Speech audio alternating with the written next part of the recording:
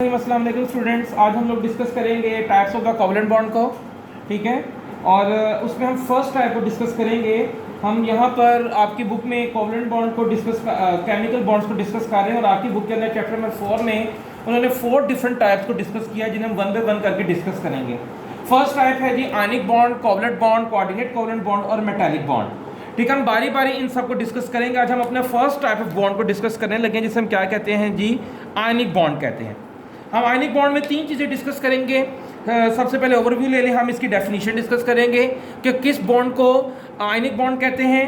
ठीक है, फिर हम इसकी एक्सप्लेनेशन करेंगे with the help of example, यानी हम एक एग्जांपल लेंगे और इस एग्जांपल की मदद से इस बॉन्ड को डिस्क्राइब करेंगे। और फिर हम लास्ट में देखेंगे कि आयनिक कंपाउंड क्या होता है। चलिए स्टूडेंट शुरू करते हैं। सबसे पहले इसकी देखते हैं जी डेफिनेशन क्या है। सपोज कि हमारे पास 2 एटम है, एक एटम ए है और एक एटम बी है। एटम ए ने एक इलेक्ट्रॉन खारिज किया और एटम बी ने वही वाला इलेक्ट्रॉन जो है वो एक्सेप्ट किया। यानी एटम ए इलेक्ट्रॉन खारिज कर रहा है और एटम बी क्या कर रहा है, इलेक्ट्रॉन जज्ब कर रहा है या हासिल कर रहा है। आपने ये पढ़ा हुआ है, जब एटम ए ने इलेक्ट्रॉन खारिज किया तो एटम ए इलेक्ट्रॉन खारिज करके क्या बन गया, पॉजिटिव चार्ज आ गया इस पर, और एटम बी ने इलेक्ट्रॉन जज्ब किया और इलेक्ट्रॉन हासिल करके इस पर कौन सा चार्ज आ गया, नेगेटिव चार्ज आ गया। ये जो इलेक्ट्रॉन एटम ए ने खारिज किया, यही इलेक्ट्रॉन किसने हासिल कर लिया, atom B. Atom A electron खारिज करने के बाद पॉजिटिव बन गया और एटम बी जो है वो इलेक्ट्रॉन जज्ब करने के बाद, इलेक्ट्रॉन गेन करने के बाद क्या हो गया, नेगेटिव आयन बन गया, एनायन बन गया। अब स्टूडेंट्स, आप लोगों ने ये पढ़ा हुआ है कि नेगेटिव और पॉजिटिव चार्जेस एक दूसरे को अट्रैक्ट करते हैं। एक इलेक्ट्रोस्टैटिक फोर्स होती है, उस फोर्स का नाम क्या है, इलेक्ट्रोस्टैटिक फोर्स। 2 ऑपोजिट चार्जेस के दरमियान जो फोर्स पाई जाती है उसको क्या कहते हैं, इलेक्ट्रोस्टैटिक फोर्स। यानी पॉजिटिव चार्जेस जो हैं, ये जो पॉजिटिव चार्ज आया, ए के ऊपर पॉजिटिव चार्ज आ गया, बी के ऊपर नेगेटिव चार्ज आ गया, ऐसा ही है। हम आपके पास 2 आयन बन गए हैं, एक के ऊपर ए पॉजिटिव चार्ज है, एक पर ए नेगेटिव चार्ज है। इस चार्ज की वजह से ए पॉजिटिव और बी नेगेटिव एक दूसरे के साथ जुड़ गए। ये पहले 2 डिफरेंट एटम थे, ए एक अलग एटम था और बी एक अलग एटम था। इलेक्ट्रॉन रिलीज करने के बाद ए ने इलेक्ट्रॉन रिलीज किया, बी ने इलेक्ट्रॉन एक्सेप्ट किया। तो इलेक्ट्रॉन को खारिज करने के बाद और एक इलेक्ट्रॉन खारिज करने के बाद वो ए पॉजिटिव बन गया, बी का इलेक्ट्रॉन जज्ब करने के बाद वो बी नेगेटिव बन गया। ऑपोजिट चार्जेस की वजह से इन्होंने एक दूसरे को के साथ जुड़ गए और इनका एक बॉन्ड बन गया। वो बॉन्ड जो इलेक्ट्रॉन की मुंतकिली से बनते हैं, वो बॉन्ड जो इलेक्ट्रॉन की मुकम्मल ट्रांसफॉर्मेशन से बनते हैं, यानी इलेक्ट्रॉन एक एटम से दूसरे एटम को ट्रांसफर हो जाए, तो ट्रांसफरिंग ऑफ द इलेक्ट्रॉन से जो बॉन्ड बनते हैं उस बॉन्ड को क्या कहते हैं, आयनिक बॉन्ड कहते हैं। ठीक है स्टूडेंट्स, मैंने आपको पहले बॉन्ड के जब हमने टाइप डिस्कस करना शुरू की हैं, आयनिक बॉन्ड एक ऐसा बॉन्ड होता है जो इलेक्ट्रॉन की मुंतकिली से बनता है। इलेक्ट्रॉन एक एटम से निकलता है और निकलकर दूसरे एटम में चला जाता है।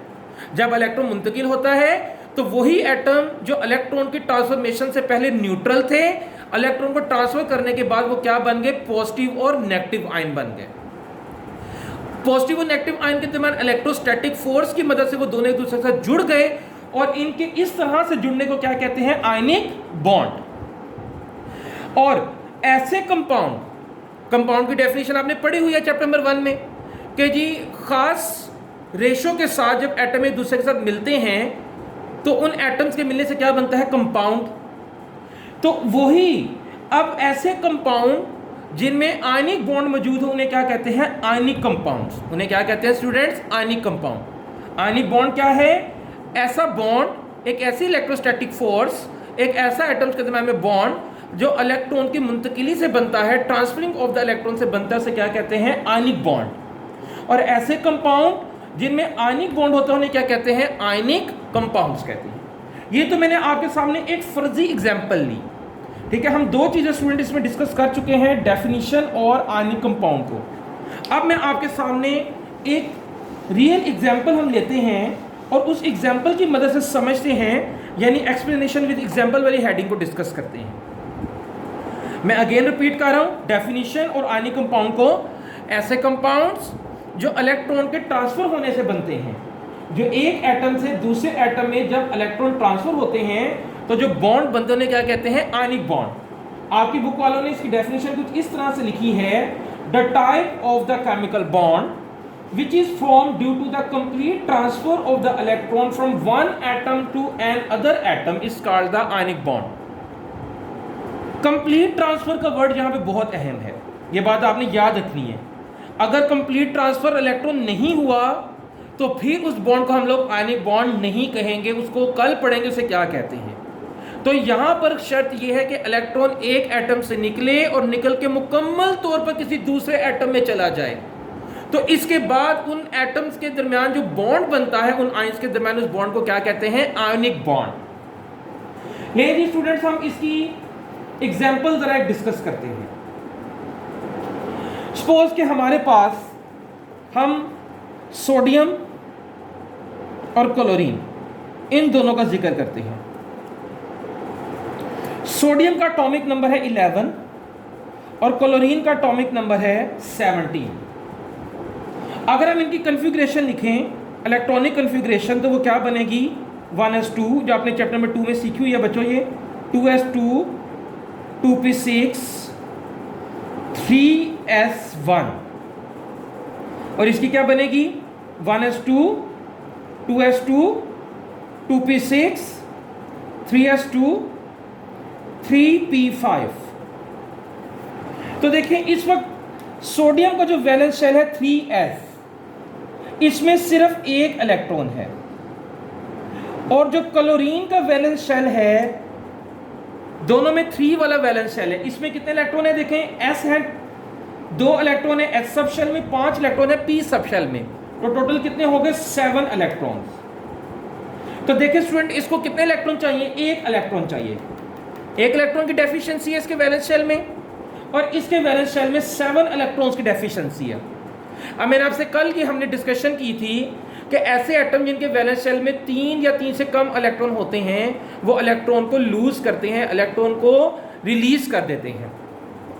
ये क्या करेगा? अपना ये वाला इलेक्ट्रॉन खारिज करेगा और अपना ये वाला शेल खत्म कर देगा, और ये वाला जो देखिए इसका वैलेंस शेल, इस शेल के खत्म होने के बाद इसका वैलेंस शेल ये वाला बन जाएगा, और इसमें 6 और 2 8 इलेक्ट्रॉन पहले ही पूरे हैं। जबकि ये क्या करेगा? जो इलेक्ट्रॉन इस सोडियम ने खारिज किया, ये उसी इलेक्ट्रॉन को जज्ब कर लेगा, और इसमें एक इलेक्ट्रॉन की डेफिशिएंसी थी, तो ये डेफिशिएंसी भी क्या हो जाएगी? कवर हो जाएगी। तो जरा इसको हम लिखकर देखते हैं स्ट्रक्चर की शक्ल में। तो इक्वेशन कुछ इस तरह से बनेगी।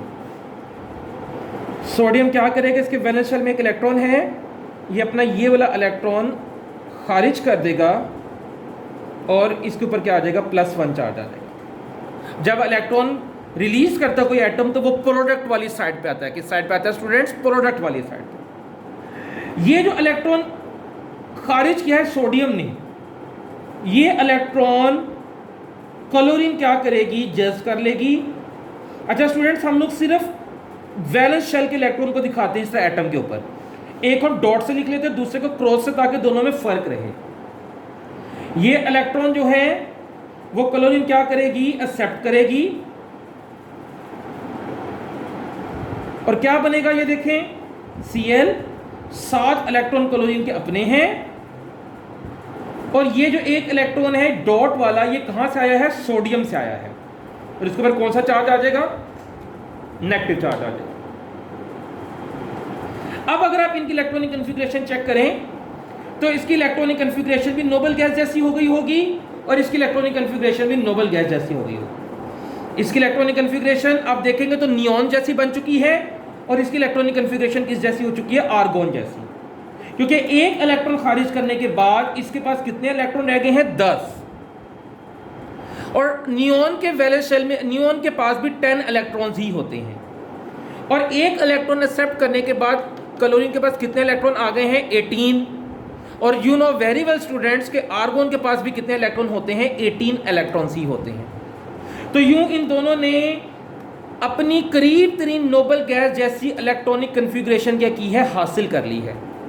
और हम कल यही बहस कर रहे थे कि एटम बॉन्ड इसलिए बनाते हैं ताकि वो अपनी करीब तरीन नोबल गैस जैसी इलेक्ट्रॉनिक कन्फिग्रेशन हासिल करके स्टेबल हो जाए, यानी स्टेबिलिटी चाहता है हर एटम।